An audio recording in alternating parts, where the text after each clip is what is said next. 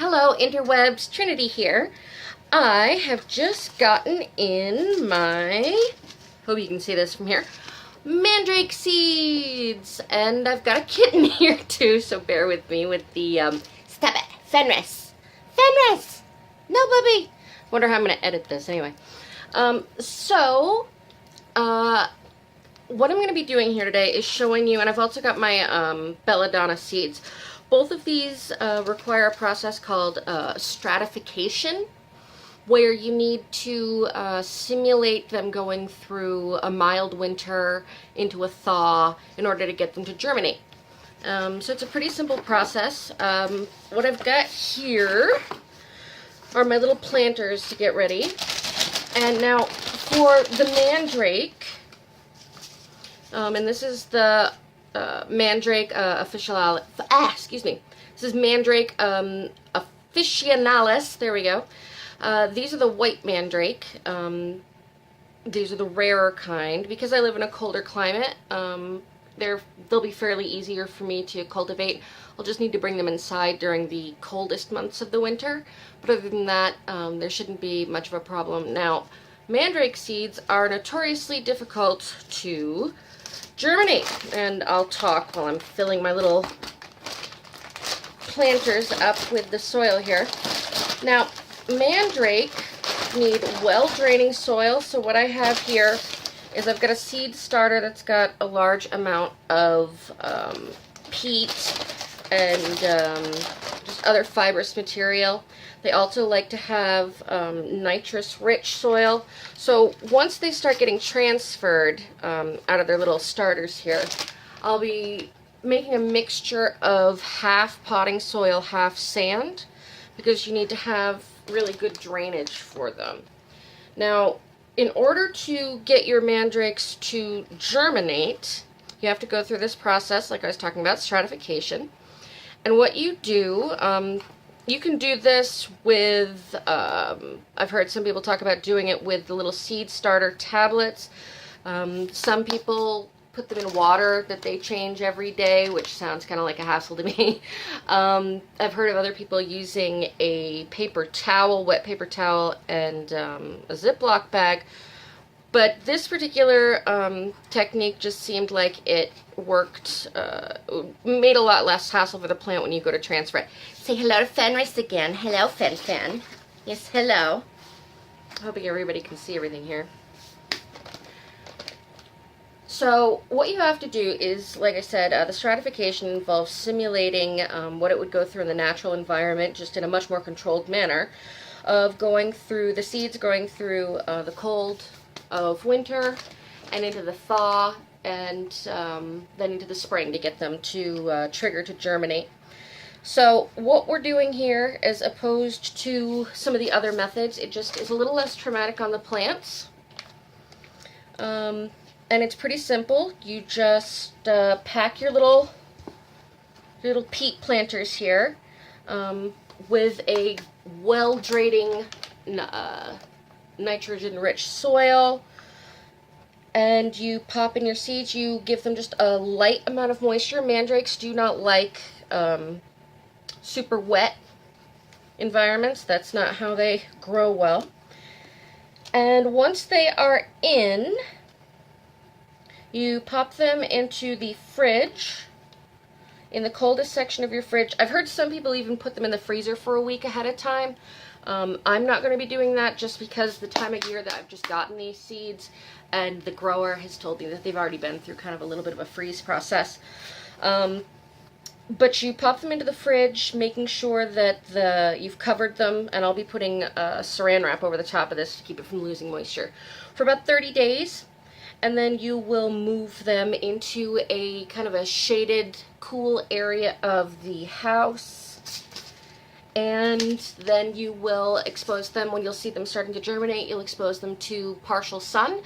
And yeah, you'll have your mandrakes. Now, one of the things that is tricky with mandrakes, sometimes they can take up to 12 months to germinate. So if you're growing your mandrakes and say, only half of them germinate, don't throw out the rest of the cells or the rest of the seeds, because there's still a very good chance that they are just being kind of slow germinators. So let's take a look here and get an idea of what the mandrake seeds look like. See if you can see those there. And hi Fenris, I've got a kitten. So what I'm just going to do is just take my finger and go down about 1 centimeter and pop in a seed and keep it loose. I don't want to pack it. And away we go.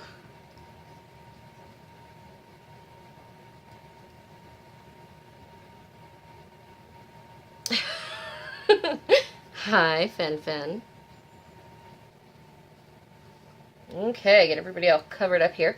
Alright, so I've just planted 15 of the mandrakes here, and I'm going to label them with a card stick here in a bit, so that I don't get too messed up with it. I'm actually going to put the seed pack right here, and just, this isn't sponsored by them, but I absolutely love them to bits.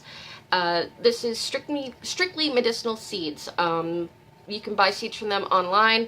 They've got rare seeds. They've got just an absolute amazing assortment of medicinal and edible non-GMO seeds, organically grown. So I really love them. They're amazing. You can also get a lot of live plants from them. I actually have a live mandrake coming in the next couple of weeks, and I will do an update when that comes in so you guys can see what my young mandrake, live mandrake, looks like.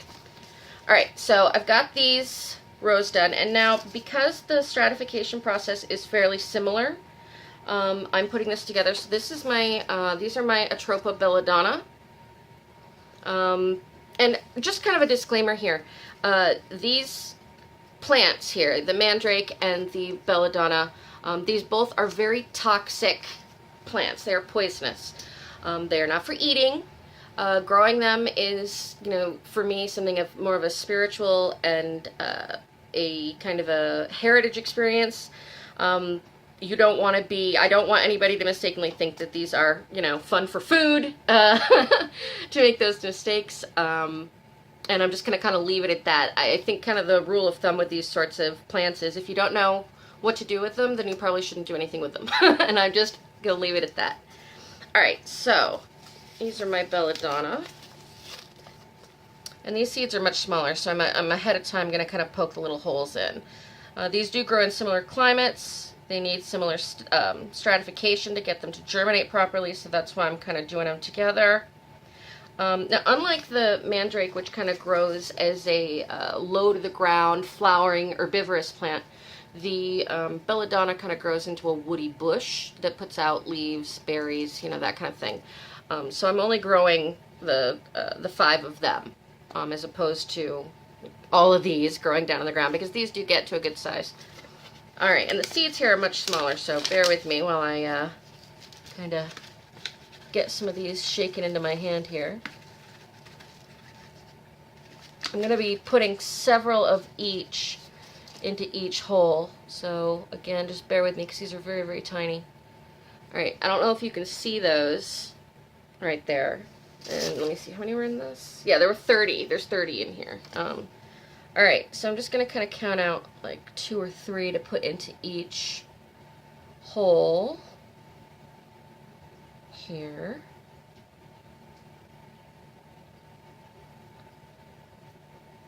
My long fingernails are getting in my way. I don't know if anybody I don't know if you guys can see me in this video here. It's about 1 o'clock in the morning.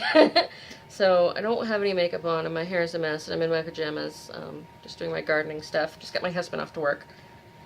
Okay. Alright, I have a few seeds left over which I am gonna put back, see if I can get put back into here. Beep. Okay, here we go. Alright, let's get these covered up. So, what I'm going to be doing with this has already got as much moisture in it as I'm going to want, because both of these require fairly dry soil for the stratification process, just with a little moisture, and this already came pretty moist, so I'm probably not going to put any water into it right off. And I'm going to cover these with saran wrap or aluminum foil, probably saran wrap, and into the coldest part of your fridge you'll want to put these. And I'd say maybe 5 to 7 days after you first put them in, kind of check the moisture status of them. If they feel like they've dried out or anything like that, give them a little bit of moisture, but do not get heavy-handed with the watering on these. These will be left in the coldest part of my fridge for about 30 days.